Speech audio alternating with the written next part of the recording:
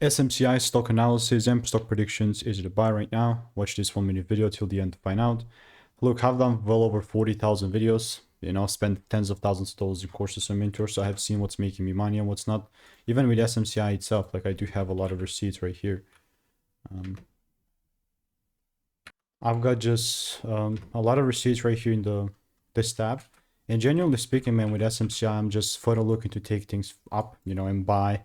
But obviously everyone's looking to buy, but random buying is just not going to hit it for me. It's not because like that's generally what I'm believing, but just because, you know, I'm sticking to my principles and my rules. This is what I've tested for literally 40,000 videos. So unless there's like some sort of a shift in a double break, there's literally no way that I'm going to look to buy and extend things higher. Now, let me know what is your opinion on this.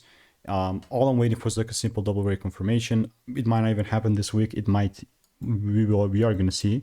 And if you want to learn how I'm consistently making 5 to 10K per month with indicators, click the first link in the description, get my free emails.